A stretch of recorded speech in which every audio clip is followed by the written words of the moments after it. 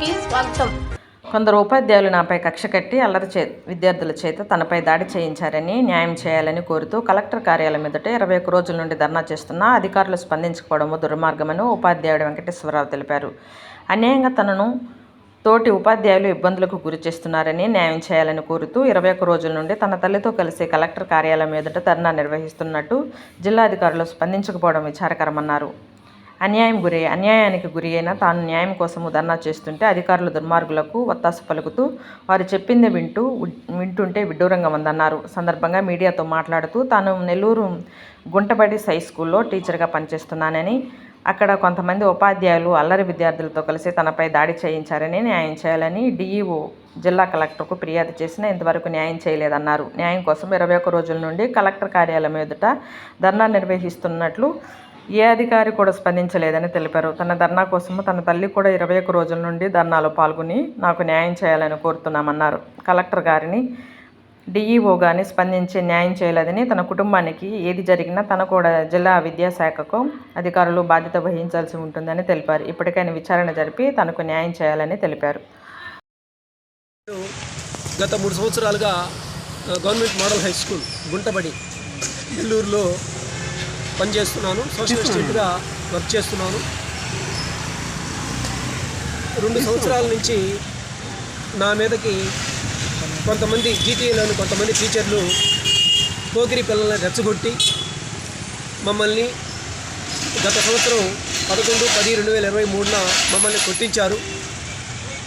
అలాగే 2 టీచర్లు PV Narayana Rao, D Penchalaiah, వీళ్ళిద్దరు టీచర్లు భౌతిక దాడులకు దిగారు, దుర్భాషలాడారు. వీటన్నిటి మీద 40 అర్జీలు ఇచ్చినా కూడా డిఓ గారికి, డిప్యూటీ డిఓ గారికి, కలెక్టర్ గారికి 40 అర్జీలు ఇచ్చినా కూడా న్యాయం చేయలేదు. మాకు ఏ లెవెల్లో కూడా న్యాయం జరగలేదు.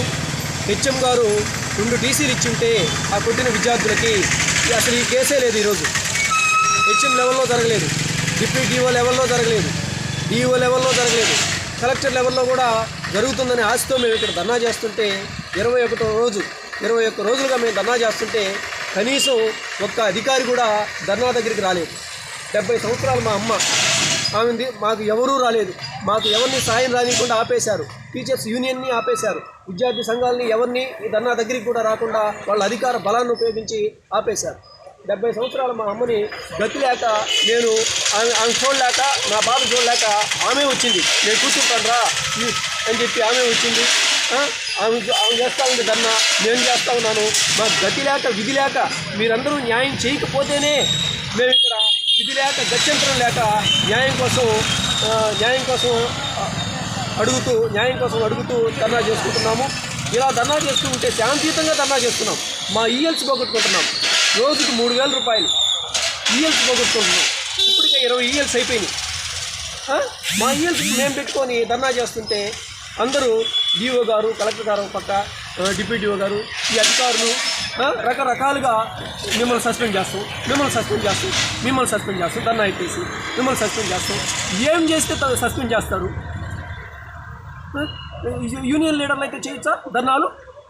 వాళ్ళని ఎంతమందిని చేశారు సస్పెండ్? వాళ్ళకి మాత్రం సిసిఏ రూల్స్ వర్తించవా? ఒక అనామక టీచర్, సామాన్య టీచర్ పిల్లల్ని పట్టించుకొని చదువు చెప్పి సర్వనాశనం అయిపోతున్నా ఒక సామాన్య టీచర్ ధర్నా చేస్తే మీరు లేస్తే సస్పెండ్ అని బెదిరిస్తారా? ఇది ఎంతవరకు న్యాయం? మీరే ప్రజలు, మీడియా వాళ్ళు, మీరే న్యాయం చెప్పండి. మా పరిస్థితి ఇలా ఉంది. మేము ప్రతిరోజు మా మేడం కూడా బెదిరిస్తున్నారు.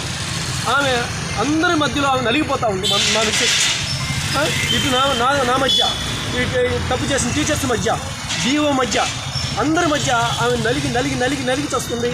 మా కుటుంబంలో ఏ ఒక్కరు చచ్చినా వీళ్ళందరూ బాధ్యులు.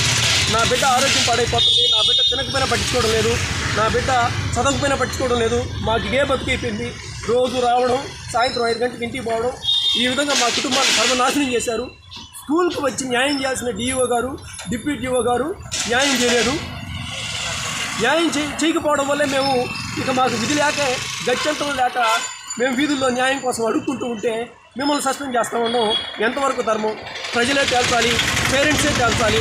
మేము కష్టపడి పిల్లల్ని పట్టించుకొని చదువు చెప్పడమే మా నాశనానికి కారణం. ఈ విధంగా సర్వనాశనం అయిపోతున్నాం. కాపాడండి. ప్రజలు, పేరెంట్స్ అందరూ, ప్రజాప్రతినిధులు, అధికారులు, రిపోర్టర్లు అందరూ మమ్మల్ని కాపాడాలి. అధికారుల దాడి మా మీద ఉంది. కాపాడండి అందరూ.